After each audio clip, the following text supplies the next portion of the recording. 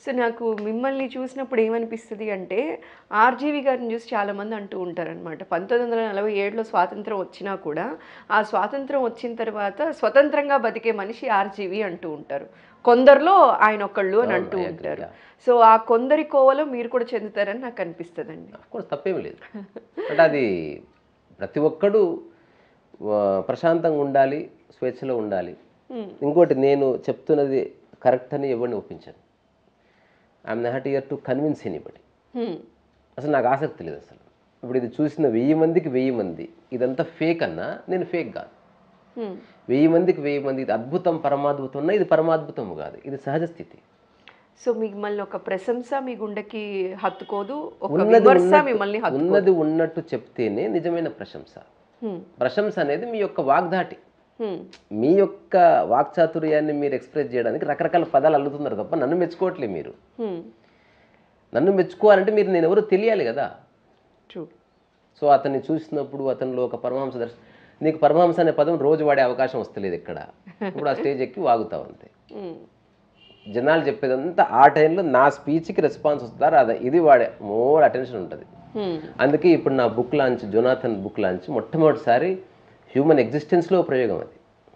చాలామందికి తెలియదు. నేను అనామకుడిని కాబట్టి ఎవరు గుర్తించలేదు. I'm very happy for that. అదేమిటి? స్టేజి లేదు, మైక్ లేదు, సభ లేదు, ముఖ్య అతిథి లేడు, విశిష్ట అతిథి లేడు, హ్మ్. శాలువాలు లేవు, ఫ్లవర్ బొకేలు లేవు. బేసిక్ హ్యూమన్ నీడ్ ఉంది. కొన్ని పళ్ళు, కొంత వాటర్. That's all. చిన్న ఒక వాట్సాప్లో తర్వాత యూట్యూబ్లో ఒక చిన్న పెట్టాను. హ్మ్. వర్షం పడొచ్చు, మీ గొడుగు మీరే తెచ్చుకోండి. అంటే పైన ఏమీ లేదు. హ్మ్. ఇప్పుడు నాకే లైఫ్లో ఎదగాలి, ఈ ప్రపంచాన్ని వాడుకుని నేను అట్లా ఎందుకు చేస్తా? హ్మ్. ఆ, ఆలోచించండి. అంత బుక్ రాసి why should I do that? మీరు ప్రయత్నం చేయడం వల్ల మీలో సక్సెస్ వచ్చింది, మీకు అప్రిసియేషన్ వస్తే దాన్ని నిలబెట్టుకోలేక చావాలి. హ్మ్. అప్రయత్నంగా వచ్చింది, పోయినా పర్వాలేదు, ఉన్నా పర్వాలేదు.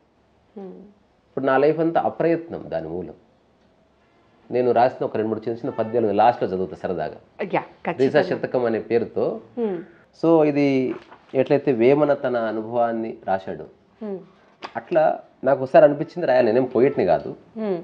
నాకేం ఛందస్సు అట్లా ఏం తెలీదు. కానీ భయం లేదు. కానీ మీరు రాసినవన్నీ కూడా బావుంటాయండి. అదే సహజంగా. ఆ! అంటే ఒక పొయిటిక్ ఎసెన్స్, ఒక వాక్య నిర్మాణాలు మీరు చేస్తారు, నేను చేస్తాను. అవి న్యాచురల్‌గా ఉన్నాయి. హ్మ్. ఇంకాస్త పొందిక రౌండ్ అబౌట్ హ్మ్. సూటిగా చెప్పకుండా కొంచెం ఉల్టా చెప్తే పోయెట్రీ అవుతుంది. హ్మ్. నేను రేపు మీ ఇంటికి రావాలనుకుంటున్నాను. ఇది ప్రోజ్. రావాలనుకుంటున్నాను ఉదయం రేపు మీ ఇంటికి. ఇది పోయెట్రీ అంటే జస్ట్ ఉల్టా. ఎక్కడ ఒక్కటేదైనా చదివి మా వాళ్ళ కోసం వినిపిస్తా. ఇప్పుడు మైండ్‌కి సంబంధించింది ఇది. హ్మ్. నిలచిన ఆలోచన జ్ఞాపకం. హ్మ్. వలచిన ఆలోచన ఊహ. హ్మ్. కొలచిన ఆలోచన దేవుడు, బెదిరిన ఆలోచన దయ్యం. అన్ని ఆలోచనలే. వదలని ఆలోచన మోహము, మోక్షము, వైరాగ్యం. హ్మ్. వీటన్నిటి పట్ల జాగృతి, ఎరుక, సాక్షి, రసోవైసం. హ్మ్. అంటే ఏదేమైనా ఆలోచనలు భయానికి సంబంధించినవి ఉన్నాయి, ఇమాజినేషన్వి ఉన్నాయి, మంచి ఉంది, చెడు ఉంది. దయ్యము నీ ఆలోచననే, దైవము నీ ఆలోచనే. పరిపూర్ణ అప్రయోజకత్వం జ్ఞానోదయం. అంటే ప్రపంచపరంగా భ్రష్టు కొట్టుకుపోయినవాడు జ్ఞానం అవుతున్నాడు. ప్రపంచాన్ని పరిపూర్ణంగా అనుభవించి వదిలేసిన వాడిని మనం యోగి అంటున్నాం. హ్మ్. ఎగ్జాంపుల్, చిన్న ప్రయోగం ఎవరైనా చేసి చూడొచ్చు. నిద్రలో పడుకున్నారు. హ్మ్. బ్రీత్ ఎట్లుంటుంది? ప్రశాంతం. ఎట్లుంటుంది కదా? అవును. మీరు నిద్ర మెలుకున్నారు. బ్రీత్ ప్రశాంత్. Just remember this breath. ఇక ఏమని చెయ్యి, ఈ బ్రీత్ని మిస్ చేసుకోకు. హ్మ్. మీరు రోజంతా ప్రశాంతంగా ఉంటారు. So simple. అంటే ప్రశాంతత మనిషికి కావాల్సి వస్తే 100 టెక్నిక్స్ ఉన్నాయి.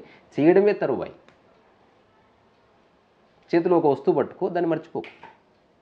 హ్మ్. అది ఉంది, ఉంది, ఉంది అనుకుంటే ఇది ఉంది, మీరు మర్చిపోరు. ఎగ్జాంపుల్ ఎప్పుడు మర్చిపోతారు తెలుసా? హ్మ్. ఎప్పుడు గుర్తొస్తుంది తెలుసా? ఇది పడిపోయినప్పుడే గుర్తొస్తుంది. హ్మ్. సో ఎరుక ఉన్నప్పుడు ఎరుక ఉన్నట్టు తెలియదు. మీరు ఆనందంగా ఉంటే ఆనందంగా ఉన్నట్టు తెలియదు. మీరు జీవించుంటే జీవించున్నట్టు తెలియదు. అది పడిపోయినప్పుడు తెలుస్తుంది. మోకాళ్ళు నొప్పులు వస్తే తెలుస్తుంది కాలు ఉన్నట్టు. అట్లా మీరు నిజంగా లైఫ్లో ఒక తెలియని సమస్థితిని అనుభవిస్తున్నారనుకో, many a times you don't know that you are alive.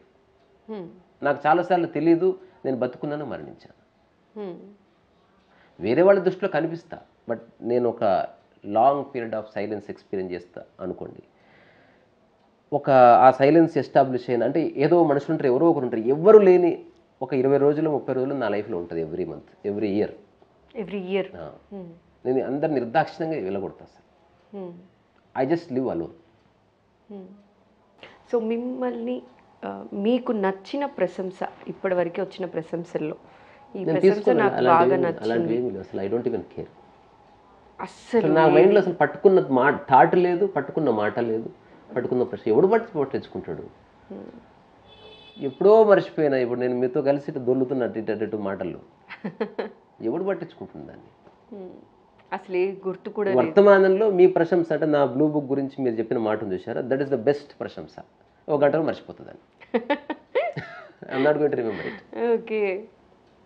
So RGV గారితో వర్క్ చేయడం ఎలా అనిపించిందండి? వర్క్ ఎప్పుడు చేయలే, ఆయన కలిశాను, కలిసినప్పుడు జెన్యూన్ టాక్.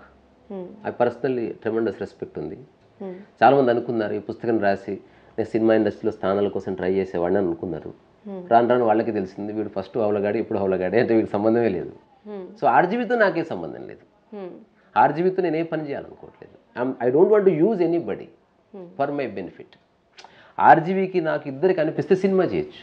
అంటే బ్లూ బుక్ ఆయనది రాశారు కాబట్టి అట్లా అనుకున్నాను. నేను రాసింది ఏమిటి, దాంట్లో ఒక చిన్న డీపెస్ట్ ఇన్సైట్ ఉంది. ఇప్పుడు ఆర్జీబీ కంటే ఉన్నతంగా జీవించిన వాళ్ళు నేను చూసిన, కానీ వాళ్ళకి సంబంధించిన డాక్యుమెంటేషన్ లేదు. ఓకే. అదృష్టవశాత్తు భూమి మీద అత్యంత కొద్ది మందికే అవకాశం వస్తుంది, ఈ సమాజం అవకాశము ఇస్తుంది, వాళ్ళ జీవితాన్ని డాక్యుమెంట్ చేస్తుంది. Somehow they like them. వాళ్ళ ప్లస్ వాళ్ళ మైనస్ రెండింటిని పట్టించుకుంటుంది. ఆర్జీవి ఒక మాట మాట్లాడితే ఎక్సలెంట్ అంటారు, ఆ నెక్స్ట్ కాంబినేషన్లో వీడంత అవలగాడిని చూడలేదంటారు. Because people are free to express. RGV ఆ స్పేస్ ఇచ్చాడు, బాలకృష్ణ ఇవ్వలే. బాలకృష్ణ కోపం వస్తుంది, కానీ ఆర్జీవి తీసుకుంటాడు. అరే వాడి ఇష్టం అనని ఒక స్టేజ్ మీద చెప్పాడు, నువ్వు ఎంత కొట్టినా చావని పామురా నువ్వు అని ఒక ట్వీట్ పెడితే నాకు చాలా నచ్చింది అన్నాడు. తర్వాత ఎవడు బాస్టెడ్ అంటే మీరు ఏం చేస్తారంటే ఐ లైక్ ఇట్ అన్నాడు.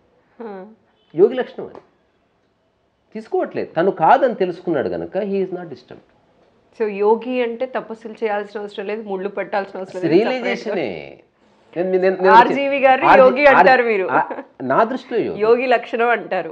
యోగి లక్షణం ఉంది. ఆ యోగి లక్షణం నుంచి వచ్చిన స్టేట్మెంట్స్ని నేను అలాగని ఆర్జీవి గారు కూడా చెప్పలేదు. Because I'm not here to impress with my words.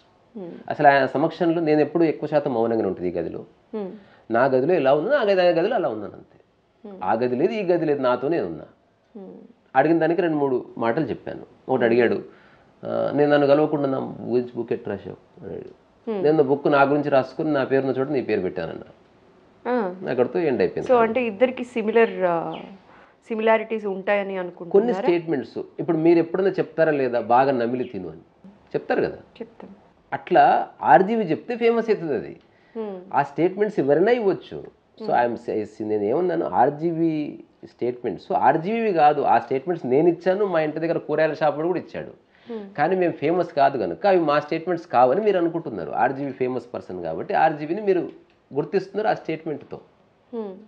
Otherwise they are the statements ఒకటే గారు చెప్పడం వల్ల అవి అతని అనుకుంటున్నారు. అతని కాదు, ఫిలాసఫీ ఎవడు అబ్బసొత్తు కాదు, అందరిది.